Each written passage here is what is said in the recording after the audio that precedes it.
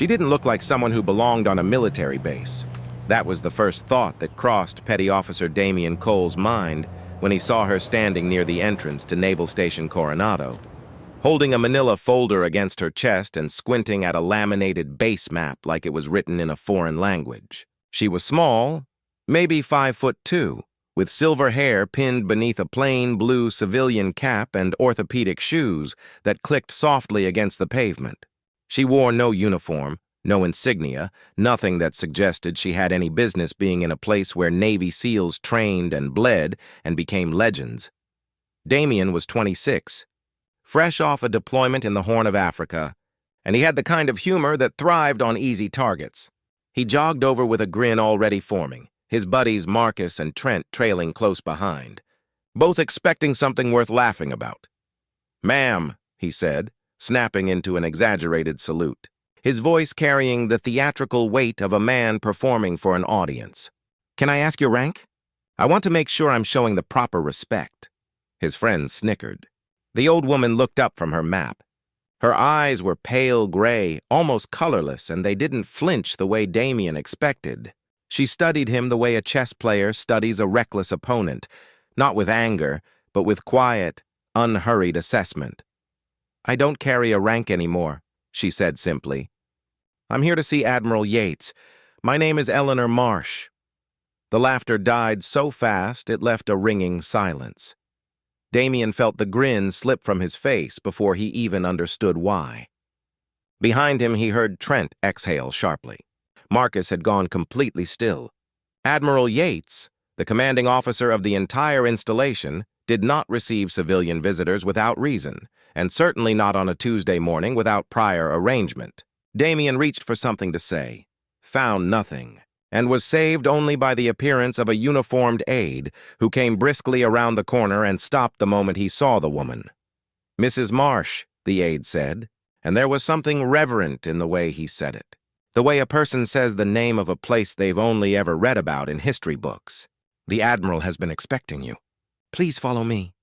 She nodded, tucked her folder under her arm, and walked past Damian without another glance.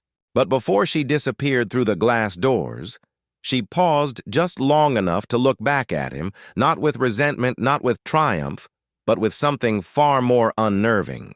She looked at him with pity. He spent the rest of the day unable to shake the feeling. That evening, Marcus found the answer in an archived Navy Times article, and he read it aloud in the barracks with the kind of hushed tone men reserve for things that genuinely humble them. Eleanor Marsh, née Eleanor Kovacs, had served as a civilian intelligence analyst attached to SEAL Team 3 during the late 1980s. During a covert extraction operation in Lebanon that had gone catastrophically wrong, her team had been surrounded and cut off, their radio equipment destroyed. Eleanor, who had no combat training whatsoever, had volunteered to cross nearly 2 miles of hostile urban terrain alone at night to reach a secondary communications post. She had been shot once in the shoulder. She had kept moving. She reached the post, transmitted the coordinates, and guided in the rescue aircraft that pulled out 11 men who would otherwise have died in that city. She had refused a medal. She had simply returned to her desk the following week and continued her work, asking only that her name be kept out of the official report because, as she later told a colleague, she didn't want anyone making a fuss. The men who survived that night had never forgotten her. Several of them had gone on to become admirals, commanders, instructors. For 30 years, they had quietly ensured that Eleanor Marsh wanted for nothing: groceries delivered, home repairs arranged, a modest pension supplemented without her full knowledge. They had done it not out of obligation, but out of the kind of love that forms between people who have looked at death together and chosen, against all odds, to live. She was on base today because Admiral Yates, one of those 11 men, was retiring, and he had personally written to ask Eleanor to attend the ceremony. He had told his staff that if Eleanor Marsh was not seated in the front row, the ceremony would not proceed. The next morning, Damian stood in formation with 300 other service members as the retirement ceremony began. When Eleanor Marsh walked slowly down the center aisle to her seat, Admiral Yates, a man who had commanded thousands, turned to face her from the stage.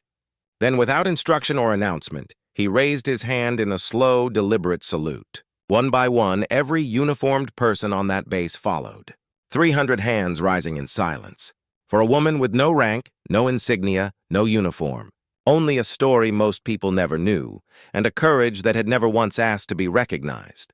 Damien's arm was the last to rise, and when it did, it was the most honest salute he had ever given.